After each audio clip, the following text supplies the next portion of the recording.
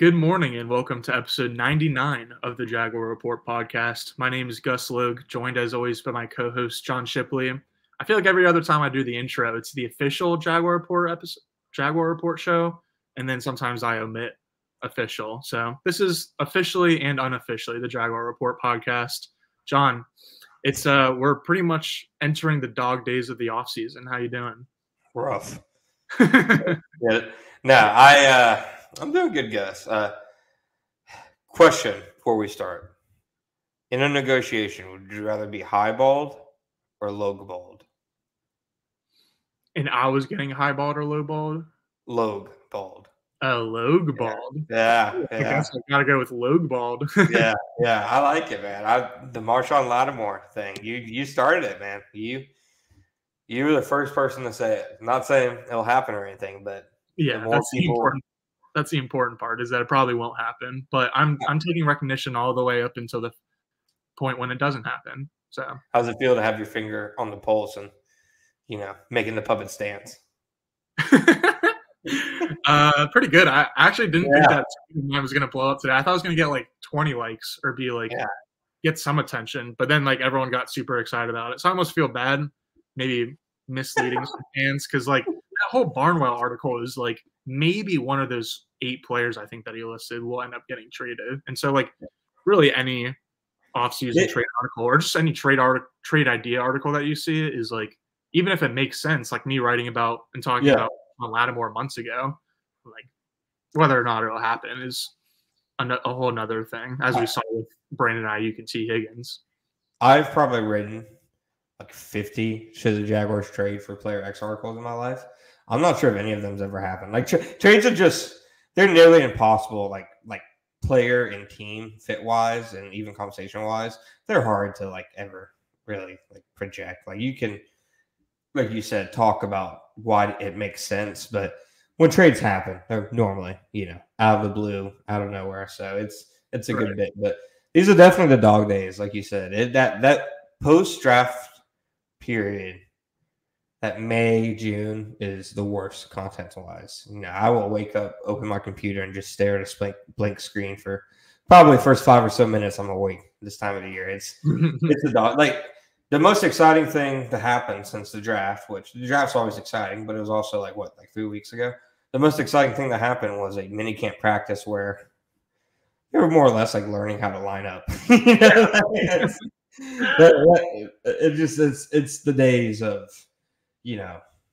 this time in the NFL season. But we are all prisoners to the NFL schedule release, and it will provide salvation tomorrow, guys. I was talking about this with Charles McDonald earlier on his show, and he was like, I used to be as a fan, didn't care at all about the schedule release, but now that I have to do this like for a living, it's like they literally have you like in the palm of their hands. Like it's the only saving grace in terms of content. No, we have to. Yeah, my schedule has been set for to have no plans for tomorrow night at 8 p.m. It's just going to be, at least it'll be fresh content, I guess, which is nice. But it is, I think that all the schedule release videos make it a little bit more fun and exciting, because if it was just like they announced the full schedule on a piece of paper, then it would still be exciting and a little bit exciting to just see who the team is playing and when. But like all the creative schedule release videos are pretty fun. And it seems like the Jags have something interesting up their sleeve with like some kind of X-Men 97 crossover thing. So that should be cool. But yeah, like it's just the schedule. Like it's like you said, it's just the NFL calendar. We know the opponents. Points fall in. Yeah. But to go to minicamp, kind of like you said, I feel like my biggest takeaway from Doug Peterson's press conference before was him saying, oh, like right now, like all we're seeing is how much these guys can retain information and learn information. So I was like, okay, great. I'm glad I'm out here, because I mean, it does make sense, because like we already knew what kind of athleticism they had based on all of the prep that the team did before the draft. Yeah. And everything that we can kind of research after the draft about these players. And so now like it shouldn't be really surprised that minicamp is just more about the mental side of the game and about learning. But that makes it a little bit less interesting for us to watch, especially with them also just being in shirts and shorts. But what were your takeaways from either Doug's presser or just minicamp? Yeah, so my big like thought on rookie mini camps are it's like you've seen training camp practices. Rookie mini camp is like a practice version of that. Yeah, it's like for context, there were 2 offensive linemen out there, so like they're just doing individual drills. There were 2 defensive linemen out there, Mason Smith and Jordan Jefferson. I'm not kidding when I say they spent the majority of the practice learning like stances and stuff. You know, they're just learning the very basic things. So like you shouldn't take away too much. Like I had a fan tweet at me like saying like anything on Mason Smith, I'm worried I haven't heard anything about him. And I'm like, dude, there's nothing to hear. It's too early for that, man. Maybe if it's like the 3rd week of training camp and you haven't heard anything, then we can like take a step back and breathe. But I will say, I think the big things I look for at these kind of practices are, one, it's more notable when you struggle than if you do good. Like I've seen some like draft picks be DOA first day of minicamp, dead on arrival. Like there was one last year. Not to get into it, but it was just like obvious. Like after the first day of minicamp, it's like, all right, maybe this one won't be the day 3 gym. I didn't. So I think it's more notable when that happens as opposed to a guy like having like a fantastic day or whatever. I didn't see any of that really out of any like draft picks or anything. So it wasn't anything that super notable. And then the other thing I look for is just basically athleticism, movement skills. I think they should look like the type of selection like they were. Like Brian Thomas was a 1st-round receiver out there with a bunch of undrafted free agents. I think he should just look different when he goes through his reps and stuff. And at least in my opinion, he did. You know, he was like the 2nd biggest receiver out there after Seth Williams, and he was clearly the best athlete out of all of them. I don't think he dropped a pass. So I thought he, at least physically, athletic-wise, looked the part. But then again, it's a bias because we already know Brian Thomas is a freak athlete. I could have told you that without watching him, practice, because there's this thing called the combine where these things are measured. Same goes with Mason Smith. I knew going into it, Mason Smith was like a created player on Madden physically. And yeah, it looks like it, but you probably shouldn't get double points for that. But I will say it's important to note if guys look, I think, how they're supposed to. Like a 1st-round pick shouldn't like be looking like an undrafted free agent. Maybe that's a bit unfair, but that's just like my main takeaway. But also my biggest takeaway ever from a rookie minicamp, to show you how unimportant it is, was that, holy crap, Trayvon Walker's a big dude. That was like, being Trayvon for the first time, and him and his like massive like arms, it was like staggering. But that's literally was the highlight of that. Yeah, I can't tell you anything he did. It was just him for the first time. You're like, holy crap, this dude is as big as they say he is. That's kind of how I felt seeing Mason Smith. I didn't pay a ton of attention to him on the field like during the practice, but then I was helping out Hayes with a one-on-one interview after, and I thought to myself, he kind of looks like Lego Bowser, because not just normal Bowser, because Bowser is just like a huge beast, but I don't know, he's kind of has like a blocky build, but it's an impressive build, and very impressive is the main takeaway. And then I was mostly watching receivers just because Brian Thomas was the 1st-round pick, and then they had an interesting UDFA and Josh Cephas. Is Josh your guy? Are you putting your claim on him? Might as well. Okay, one, I think, like, if you see any interviews of him and stuff throughout training camp, he's really, in my opinion, like engaging, cool, infectious personality. And 2, I thought he had as any day, as good as any receiver not named Brian Thomas Jr. Like, I thought Brian Thomas Jr. stood out compared to the rest of the pack, which you'd expect. He's the 1st-round pick. I thought Cephas looked like the 2nd best guy out there, just in terms of the hands, the body control. It was on air, but just the fine-tuned technique of his routes. I think a big reason he was undrafted is because he didn't run a good 40. But I think once you get these guys on the field, 40 times rarely matter, right? Especially, at this position. And he didn't look slow to me in any way. So I thought he was definitely, like, out of the undrafted guys, I thought he was definitely a standout. And they honestly have, in my opinion, this is one of their most like interesting undrafted, kind of groups in a while. I'm interested in him. I'm interested in David White is supposed to be like an all-world like type special teams player. So maybe he could be like a new Tim Jones and carve out a role that way. Andrew Parker at linebacker, like I think they could still fit like a 6 linebacker, especially with the new kickoff rules. It feels like every time they talk about kickoff rules, Balky mentions linebackers. So it just feels like they could maybe potentially carry 6 instead of just 5. And then Josh Proctor at defensive back. I think Dane Brugler had him as like 4th or 5th round pick. He was like on the consensus board as like a day 3, like should have been drafted. Like early day 3 for sure.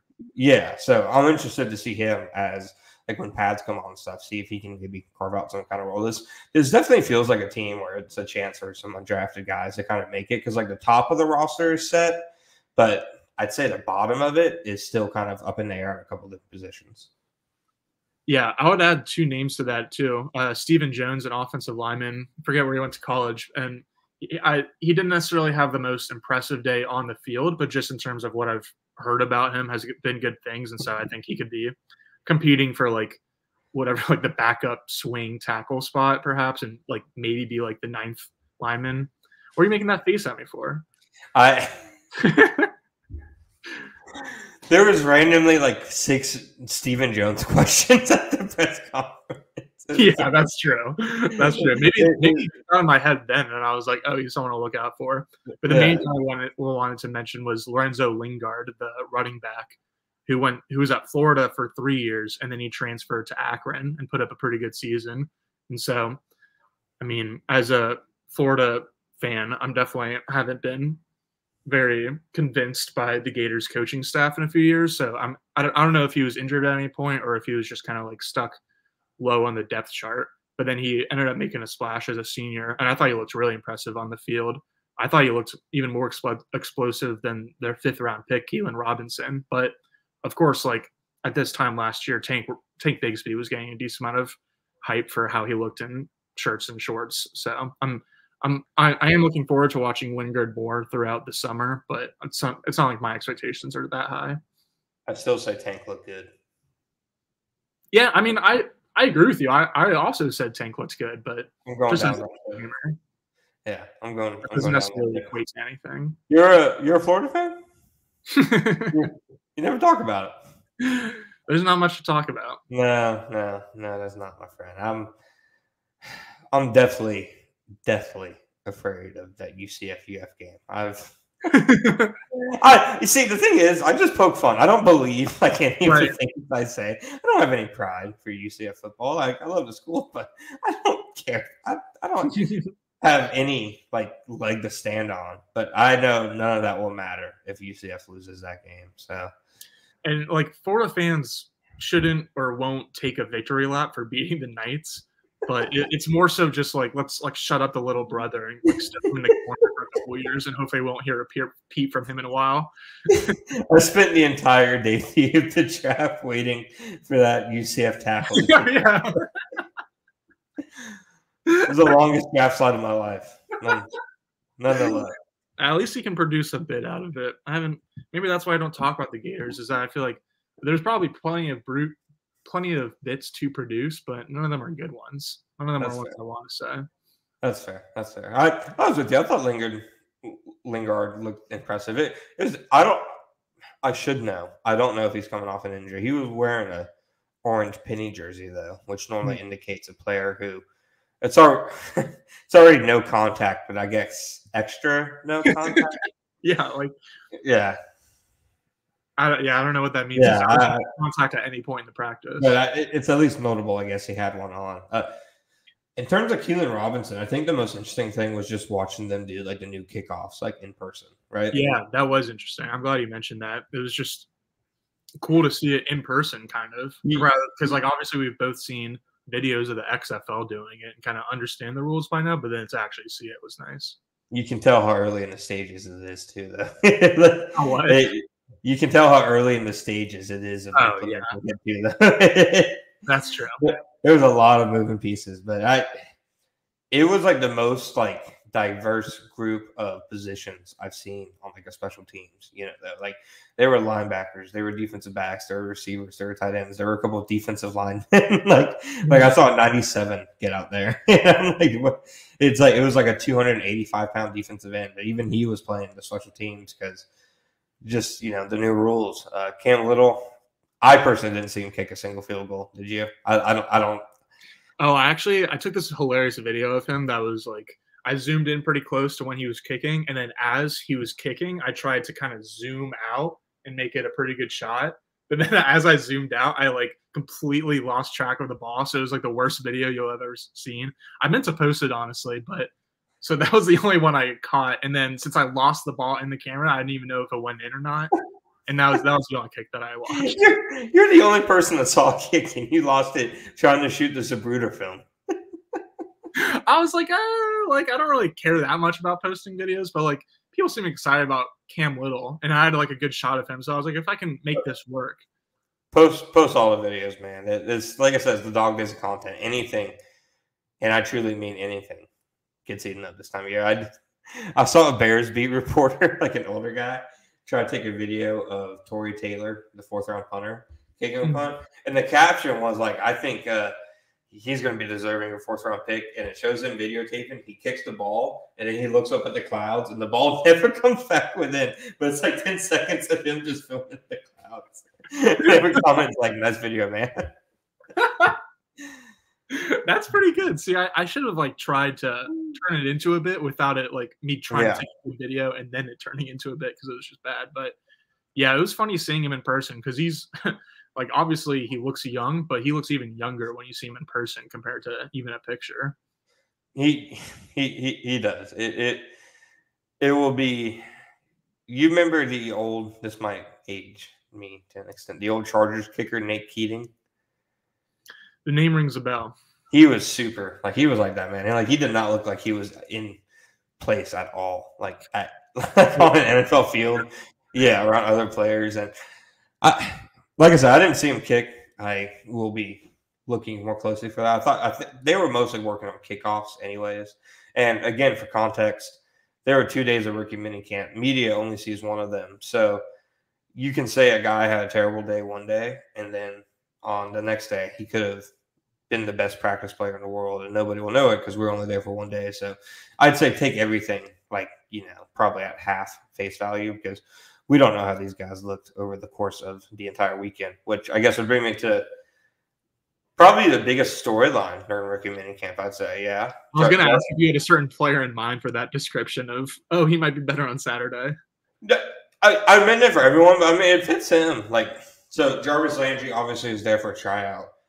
Were you in his scrum after the practice where he talked about it? No, I walked over and like heard the last answer, and that was it. So no. Super, super interesting guy, engaging guy. He seemed like he's very aware this is like a last shot kind of thing, and he's even like saying like he got asked why he's doing it, and he's like to see if I still can do it. So it's clear that like he's still looking like to see if he can make that kind of impact now. To date, he hasn't been signed yet, unless he's been signed while we're talking, and I've missed it. That seems to happen every other episode, so not completely discounting it. They don't have an OTA for media until Monday, 6 days from now, May 20th. So if he's not signed by then, I'd imagine that's book closed, at least, unless any injuries happen. But we'll see. I didn't think he had a great day. He slipped a few times, like just with his footing, dropped a few passes. Like he looked like a guy who was in his first NFL practice and like he was trying out. Yeah. But what I will say is, I think it was also clear, like literally all the receivers were following him around like puppies, like following around like they're a good dog, and it's clear they were all soaking in everything from him. Even if he was doing like his post like practice scrum, he had like rookies coming up and like saying hey to him, like Jerry and Jones and stuff like that. It's not anywhere near as bad as having Tim Tebow on a 90-man roster. It's still probably a bit of a caricature, but is it too cliche to say maybe he has value on a 90-man roster just as a veteran for these young guys to be around? It's not saying he'll be on the 53-man roster, but yeah. No, is it that bad if he's on the 90-man roster? I still contend Tebow being on the 90-man roster was that bad, but is it that bad if Jarvis Landry's on the 90-man roster for that? No, reason? Especially if like Peterson said at his presser before minicamp that like, oh, like Jarvis will be like a good influence. He'll kind of like take these guys under his wing, yada, yada. But then to actually see it, like you said, I feel like it's a good sign, and maybe they'll want to add him to the 90-man just for that reason. Because I feel my stance has always been I wouldn't be surprised if he signed after minicamp, but I would be shocked if he made the 53-man roster. And so like I don't really see what the harm is in having him around for the next 2, maybe 3 months. Yeah, I mean, giving him at least training camp to maybe push for like that 5th or 6th spot. Maybe they carried 7 last year, if I recall. So maybe even that 7th spot. The thing is, like, if he's like looking for an actual role, like the Jags is probably on a great place to try out with in general because they already have their first 4 receiver spots, locked up. So, but I don't know. I remember walking into practice that day not caring really at all about the tryout, and then I left it thinking this is actually a guy I think they should sign. So I don't know. Maybe I'm just easily swayed like that. I like that you saw the same thing I did. Though. It makes me feel not so crazy. I was going to say the other thing that I saw, which is my personal favorite moment of training or mini camp, was him dunking on the goalpost like Jimmy Graham after a long touchdown. And the best part is that he actually, I don't know if he tried to. He kind of tried to earlier and then like maybe realized he had to jump higher than he did. So then he went back a second time and pulled it off. So I was like, all right, there you go, Jarvis. 2 times the charm. You should make that picture of you guys your pick. Maybe. I have a pretty good picture from Deem actually at last year's training camp that I should have made a profile picture a long time ago. But I don't know. I saw some advice that if you like change your profile picture too much, then like people won't recognize your account, which I haven't changed my profile picture once in the past 5 years. So who'd you get that from? Zuckerberg? No, it's probably some fantasy football site. Yeah. Yeah. Probably. Yeah, I don't know. Maybe I'll change it. I think you should. Okay. Well, unless someone can get a better picture on Monday. Yeah. But with that said, anything else that I guess a few other things at rookie minicamp. DeAndre Prince posted a picture of a sick grab on his Instagram. Yeah, I posted it. Like again, context is needed. There's no other player on the field, but that was a sick catch, dude. I had to watch it like 10 times to even see that he caught it. Yeah. I thought the tryout quarterback, Brendan Armstrong, was at least better than EJ Perry and better than the Miami guy. Yeah, I like didn't really notice him, but that's a good thing. Like I didn't notice any like errant passes or like guys having to reach way behind them. So yeah, I think it's a good take. I've been at minicamp practices where passes were almost landing on media members' heads. Yeah, not exaggerating. I won't name names, but there was one minicamp quarterback who almost took out Mike DeRocca. Errant pass. Well, yeah, off the top of my head, I don't remember like a single errant pass from Friday. So yeah, they draft a quarterback next year, right? Yes, I think so too. Because I think Beathard and Jones are both on the last years of the deal. I feel like it's pretty obvious that they want to either get like day 3 pick via trade for Mac Jones if like some team's quarterback gets hurt during like a preseason game, or like maybe he'll be on the Jags for this full year and then sign a decent enough backup quarterback contract in 2025 that the Jags could get some kind of like comp pick in the formula.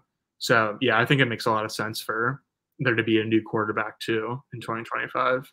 It definitely seems like a 1-year kind of thing for both sides. So like if you're Mac Jones, do you want to be in Jacksonville past this year? I mean, Trevor Lawrence is about to sign a contract. Like Mac Jones, I'm pretty sure wants to play again. Like he can just use this year as a year where he goes a calendar year without playing a bad football game. Like it's like a gap year for him. Yeah, exactly. So now I'm with you on that one. All right. Well, is there anything else from rookie minicamp that really stood out to you? There's a reason we only see one of these, by the way. I'm perfectly okay with it. To me, like I said, there are some position groups that only have like 2 players in them. So like there's no competition.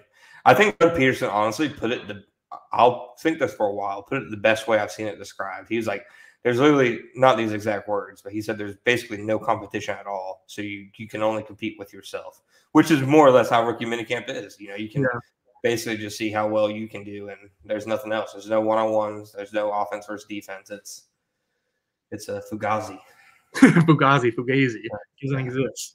Yeah, the only other thing I had written down was that I saw Chad Hall in a boot on his left foot, and so that tells you everything you need to know about minicamp. Is that was one of 5 things I wrote down. I was like, oh, I wonder what happened to him. He has the most important coaching job of a position coach this year, right? Yeah, that's an accurate take. Like getting Brian Thomas up to speed, and 2, having Gabe and Kirk and etc. just have a cleaner year than the receiving room had last year. Like last year, the most important position coach was probably Rauscher, just because he had to get a rookie right tackle up to speed. The year before, it was Shuey. So I guess this just signals whoever's coaching the first round pick, but he definitely has like the biggest job of like any position. Oh, for sure. Right? I mean, I think even if the Jags had gotten a receiver in the second or the third round instead of Brian Thomas in the first, like it's still really important to not just develop your big rookie, but then also like the Josh Cephases and Parker Washingtons and Elijah Cooks of the world, because the Jags still like don't really, they have, I feel like, about the same depth as they did last year, where they have like 3 clear starters and then return specialist as their number 4 receiver, and then like whoever beneath them. And so it's kind of like a similar story in terms of just depth, where they've got 3 starters. They've got Devin Duvernay replacing Jamal Agnew in that like wide receiver 4 role.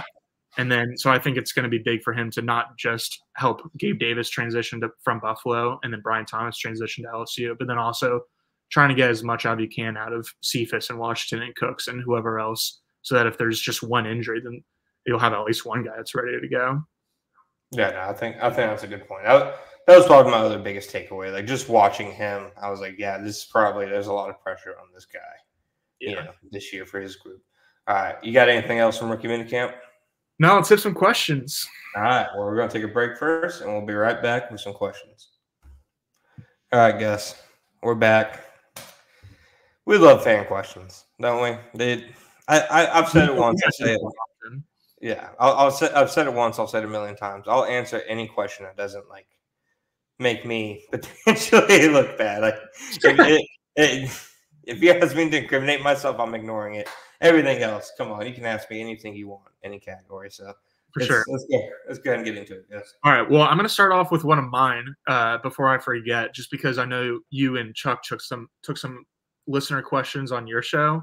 Didn't take yours. That's what I thought. I can't assume so.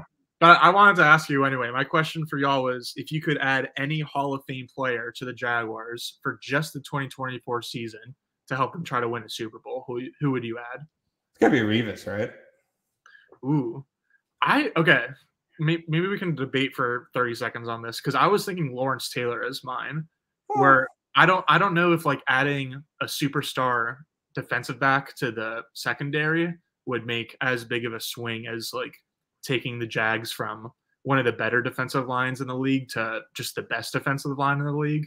So I don't know. It's kind of a weird, like the whole pass rush versus coverage. Not necessarily. Yeah. It's just like a yin and yang and a give and take. And so it depends on whether you want to even out the defense with a really good corner like Revis, or if you want to just go like all in on one position and kind of make it more stars and scrubs.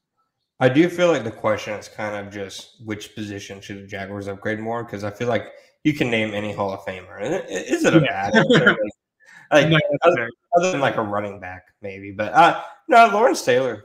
Lawrence Taylor would be sick. I would contend that Revis can play more so with Trayvon and Josh Allen at the same time than potentially a third pass rusher being thrown in there in a rotation. Trayvon will play inside. I'll believe it when I see it. Don't pull that trump card on me. That's fair. The only other one I thought of was Jerry Rice, or maybe like Megatron. What would be like the coolest Hall of Fame receiver to pair with Lawrence? Randy Moss. Yeah, no, that's the correct answer. All right, moving on. Bill McNeil asks, based on the yards per route run statistic that everyone loves, Brian Thomas Jr. was basically an undraftable wide receiver. Am I just completely misunderstanding the statistic / importance of the statistic? So it's a little bit hard to answer this without knowing what Brian Thomas's yards per route run metrics were off the top of either of our heads. But I will say, I think what Bill is trying to say is that his career yards per route run is not very promising. And usually career yards per route run for college prospects is kind of a good analytical tool to use to value wide receivers coming out in the draft.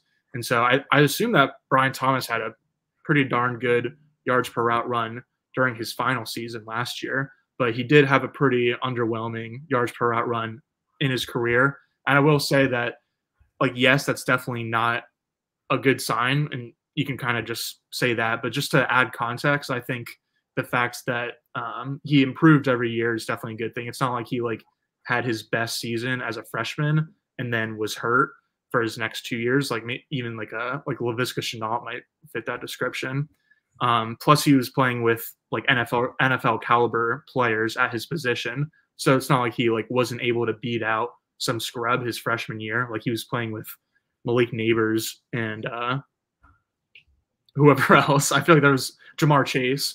And then, yeah, the last note is that since his career is only 3 seasons, that's a good thing that he like declared early and came out in his 3rd season, because it would be a much rougher look if he had low yards per route run and he had like a 5-year career instead of just a 3-year career. And so to answer the question, like I think that it is fair to be a little concerned about Thomas Jr.'s career yards per route run.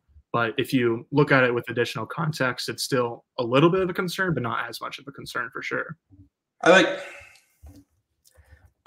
Here's my thing. I think everything that you said is completely like valid. Like I don't think any of that is like honestly like wrong. Like I think every stat deserves some level of context. I'm not sure who I can credit with this, but there was a long, thread where basically it was like 2.0 yards per route over your college career is normally like the benchmark. Like there are very few guys who don't at least meet that. And I believe Brian Thomas had like 3.21 his last year, and then below like 1.5 his first 2 years.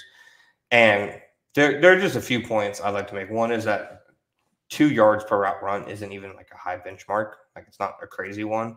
Somebody tweeted out like a data graph of like receivers who have hit. Yeah, screw you. Receivers who have hit like their college yards per route run, and you can tell on the two sides, like, wow, some of the best receivers in the NFL are on one side of the graph.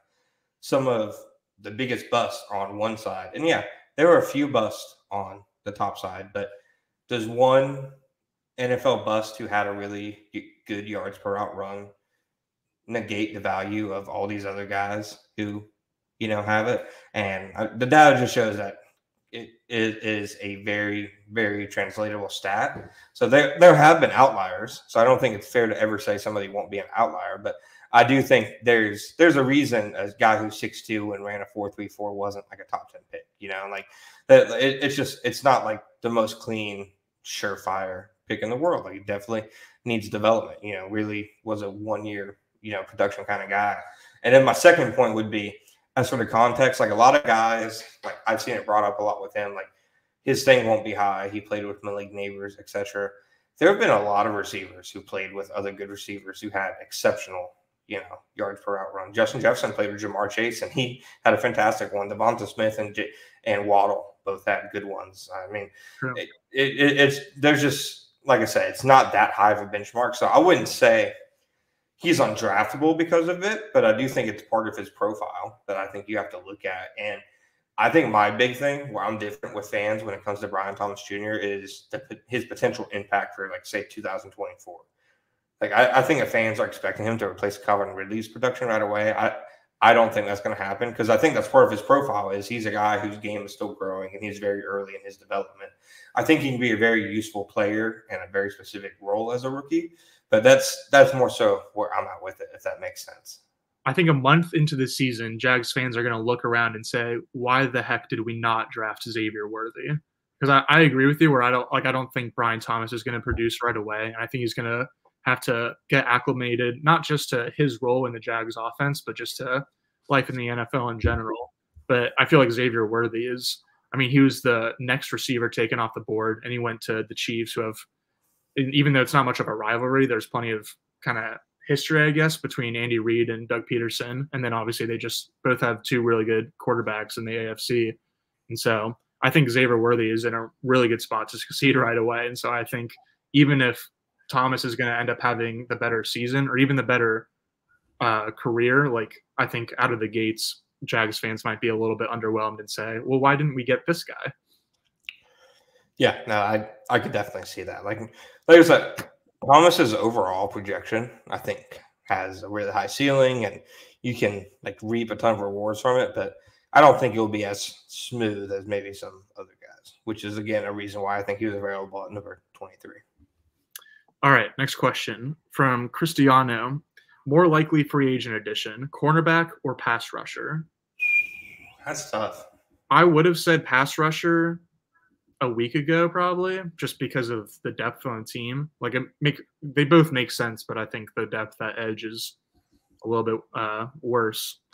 But I think I'm going to change it to cornerback only because they brought in a former Detroit Lions cornerback for a visit. I think it was last week. I forget his name off the top of my head, but just like the fact that they've shown publicly that they're doing homework on bringing in a cornerback, I'll go with that position. Jerry Jacobs. Thank you. Yeah. That's what I'm here for, baby. The fastest Google in the West. That's what you're here for. Yeah. I don't know. I think in both cases they're going to wait until after minicamp. I don't think they sign anybody until that period between minicamp and training camp, because I think they'll use minicamp as a chance to evaluate what they have and really ask themselves, okay, what do we really need before the season starts? Right. I don't know. I could see edge just because I think chances are, I mean, it's minicamp. It's hard to look bad in minicamp. I think chances are they'll like what they see from the young guys and a little more than what they like at the edge position. Okay, that makes sense. Next question's from Jack. Is there an edge rusher left on the market who you think the Jags could/should bring in? Bud Dupree just got off the market a couple of days ago. He signed with the Chargers, and so now it's down to Calais Campbell, Yannick Ngakoue,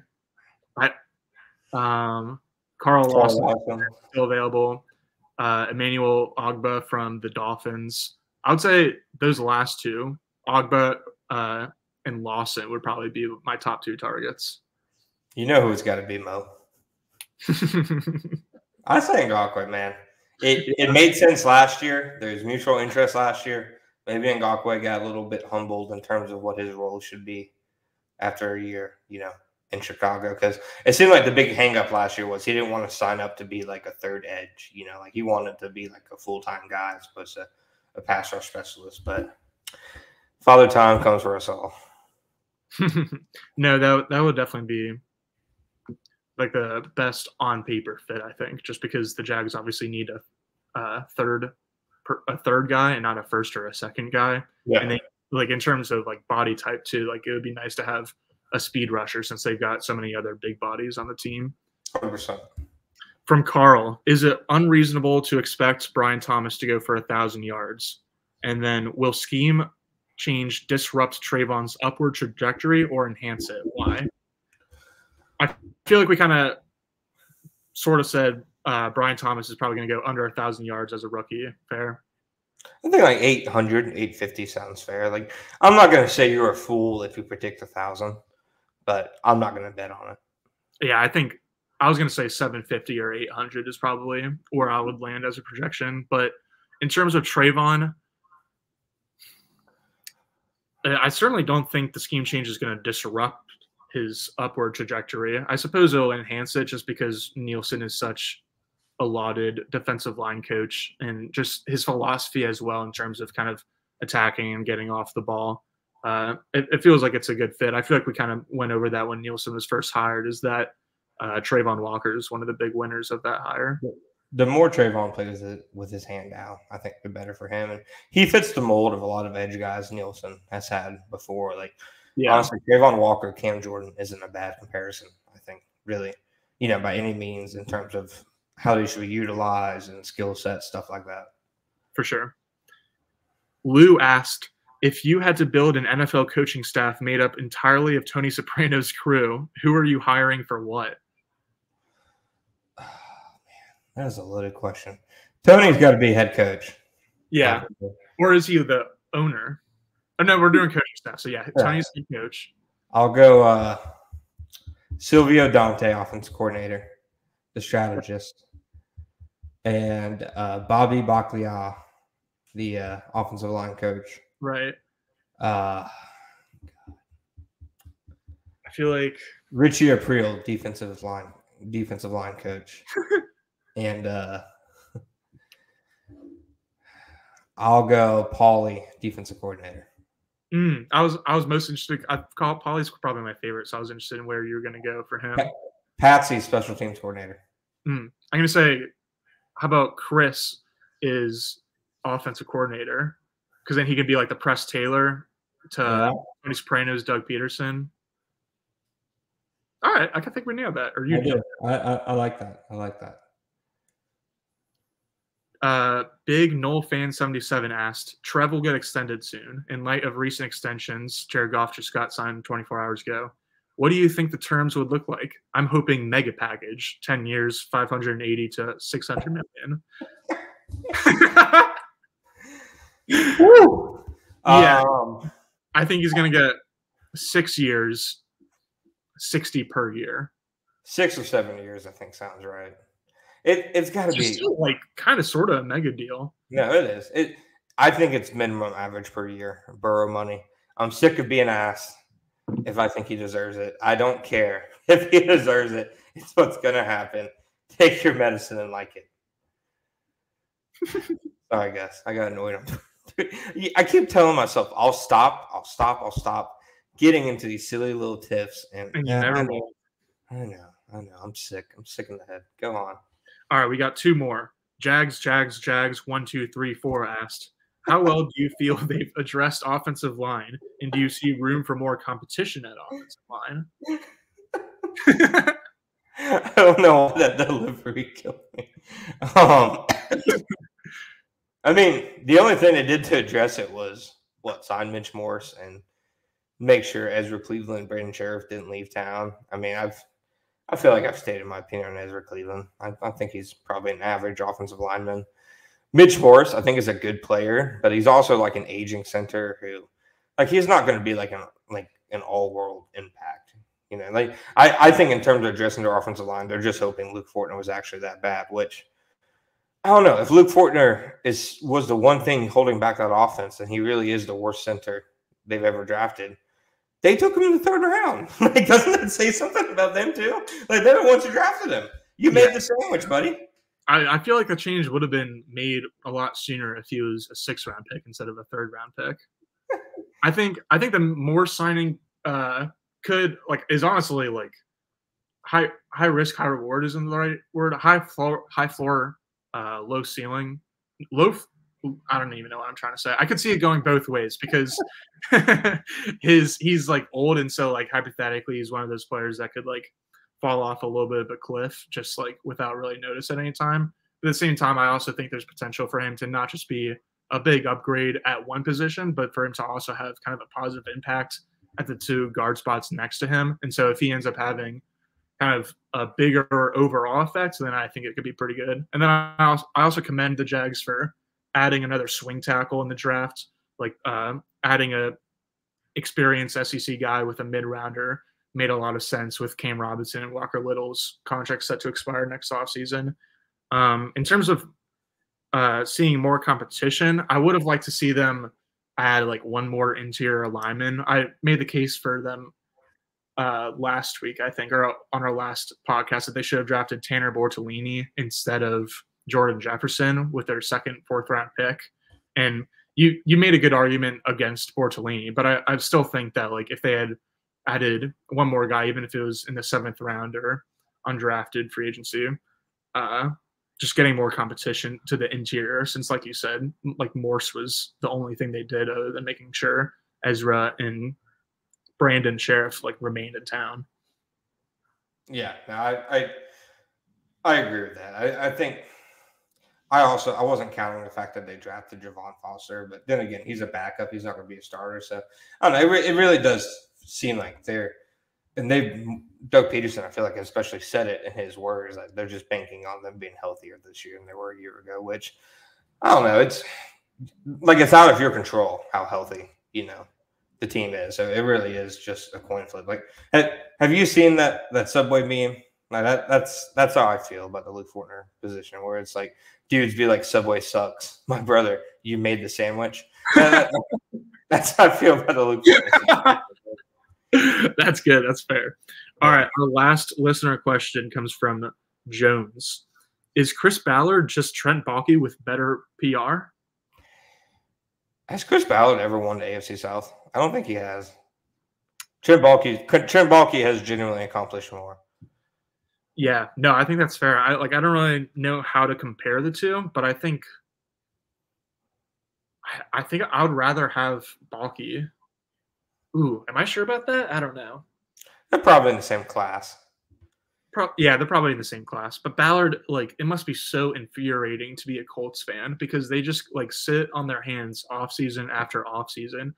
And so like maybe they're gearing up and like waiting until they see a full season of Anthony Richardson to kind of go like do what the Texans and the Jaguars and the Titans have all done in very recent off seasons and kind of like start swinging for the fences more in free agency and in trades. But like until that actually does happen, and until Chris Ballard shows that he's interested in building a true Super Bowl contender and not just a contender to finish second in the AFC South, then yeah, I feel like they're just certainly in the same class. Yeah, I feel like you definitely have to take a few swings. I think Baalke's taken more swings than he has. Well, at the same time, Baalke's been pretty good about retaining talent, I think, overall. Like Ridley's the obvious exception, but other than him, Jawan Taylor, I don't think anybody's really blaming them for not signing Jawan Taylor to that contract. I mean, Arden Key, I'd say, is probably their only other like big loss. Like they've resigned Josh Allen. You know, they've resigned any other guys that they've needed to these last couple of years for the most part. So yeah. I don't think he's too different from Ballard in that regard. The only two guys I thought of were Josh Oliver and Quincy Williams, but I feel like they were both released under Dave Caldwell's regime. No, they were released with Trent and Urban. Trent and Urban, yeah. They traded Josh Oliver shortly after Urban got hired. And I remember sitting in a Zoom and Urban was asked about it, and his first words were, "Well, I just don't know him." And then he like went on to explain like why that's so insane. He didn't know half the team by the time he was fired. He went on to become one of the better blocking tight ends in football. So that was honestly a good pick by Dave Caldwell. Dude just couldn't stay healthy in Jacksonville. I'll never forget. So during the COVID training camp year, we would do pre-practice press conferences with Doug Marrone from Zoom, but it'd be like scheduled for like 20 minutes for practice. And so I live like 35 minutes away from the stadium. I can't do it at home and then go to the practice. So I'd be sitting in my like truck in like the parking lot, waiting to go and practice, doing it on my phone. I'll never forget him coming on there. I'm looking at my phone. He just looked like somebody ran over his dog. And he goes, "So Josh Oliver broke a bone in his foot running this weekend." He was so like monotone about it. And that was the last we heard from Josh Oliver. And then, I don't know, Quincy Williams, that was another Dave Caldwell W. I criticized the pick a lot, and a lot of people criticized the pick. Dave ended up being right about it. He's a great linebacker. I do wonder, like Quincy's a great talent, but I wonder if he would have been able to do what he's done so far if he stayed in Jacksonville, as opposed to going to like the perfect place for him in New York. Yeah, it's like, literally the perfect team, perfect supporting cast.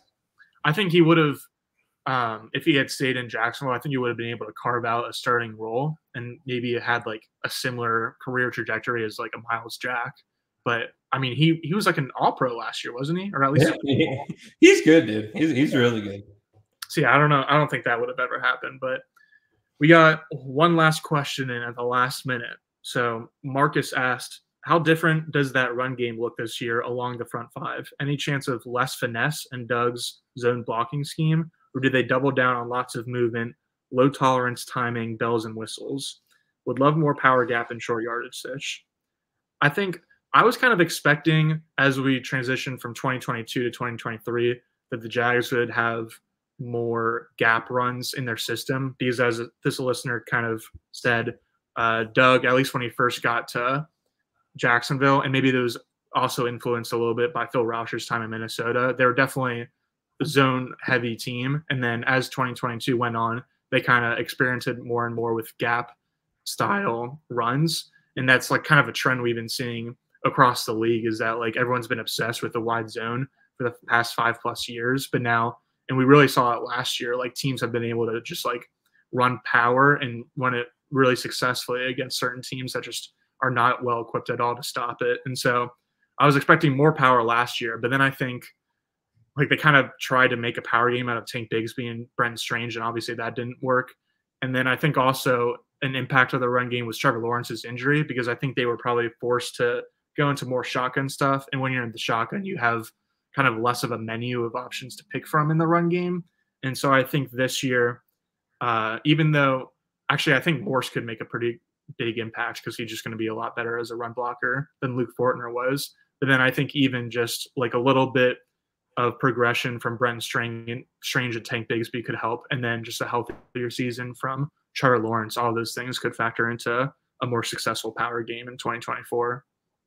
Yeah, I think so too. I think it's you who's posted some good data about this before. Like the Jaguars have had one of the more like multiple, running games in the league. Like it seems like they throw a little bit of everything, out there. They might major like in zone, like you said, but they at least dabble in a little bit of everything. Part of it feels like it's because they were bad at everything last year. They were trying to like figure out what they could actually run. Yeah. Like you said, big steps forward by Tank and Strange would be big. I just keep coming back to, I don't think it's only Luke Fortner's fault that the offensive line, that the running game struggled last year, because like the whole left side of the offensive line struggled in the running game. The tight end struggled in the running game. In my opinion, the receivers struggled in the running game. Like that was a big impact of Zay being injured. He was their best blocker. So I don't know what the reason for that is. I don't have the answers there. I just felt like it was like a system wide. I think Trent Baalke called it a systematic issue, and I agree with him. I agree with him. No, it's fair. All right, that's all of our listener questions we got. That was fun. So schedule comes out tomorrow night. Gus and I will be back on Thursday to talk about it. You got any quick hitting takes on it? My take will be, I predict they only get one primetime game. Not sure who against it makes sense. I think maybe Miami. And that I think that they honestly would be better playing some of their bigger games like early on in the season. Like if they had like 3 division games in the first 4 weeks of the season, I think that's perfect for them. Yeah, I think that's probably a good idea. I agree that it's probably going to be one primetime game, but I think it's either going to be a classic gross Thursday night game against the Titans, or I think it's going to be Thanksgiving. I would hate it so much, Sean. Thanksgiving is my favorite holiday, which is mostly nostalgic from like growing up and playing a bunch of like turkey bowls and stuff, but it remains my favorite holiday, and I would just absolutely hate having to work it. So I guess that it's going to be a Thursday game. It's either going to be against the Lions on Thanksgiving or the Titans on Thursday night football sometime. I love Thanksgiving. I'm a big family guy, and I'm a big guy. I love Thanksgiving, dude. If I have to work during Thanksgiving, I'll be pissed. I'm firmly. I know some Jaguars fans would love it. You get to be on primetime thing, and I'll be honest. I want the best for Jaguars fans. Jaguar fans have supported me, my family. They pay the bills. I love you guys. I will hold the line against this. I hope you go to hell if you want. Yeah, that's fair. I feel like maybe if it was like the 8 p.m. slot or like the latest slot, it would still be terrible. But I'm going to be punching the air. If you want to plan Thanksgiving dinner around our work schedule, that would be a bummer. Maybe we can share Gene's turkey in the media room. Go on. Low blow. Go on. All right, that's all I got. We'll move back in 2 days to go over what that schedule actually does look like. Yes, we will. Well, that's all I got, guys. You got anything else, my friend? No, that's all I got. All right. Well, we'll be back on Thursday to go over the Jaguar schedule. Get it? Yeah. Yuck it up. Thank you guys for listening to the 99th episode of the Jaguar Report podcast. Hey, Thursday will be episode 100. We're not going to do anything special. Not going to offer anything, but it will be a big day. So continue to subscribe to us on YouTube. Continue to review us on Apple Podcasts, Spotify, YouTube. Say anything you want. We got some commenters throwing some haymakers at Gus in the last video. Keep bringing it. Keep bringing it. What was it? The guy was like, he said something about your DJ truck, Brian Thomas Jr. comparison, which to me, you made it like 30 minutes into the episode. It's a good sign. He was listening. So I say keep bringing them on. But thank you guys for listening. Again, make sure to subscribe to us at Jaguar Report on YouTube. My name is John Shipley. My friend, co-host Gus Logue. We'll be back Thursday. Don't forget, you just got Logue bald. That's right.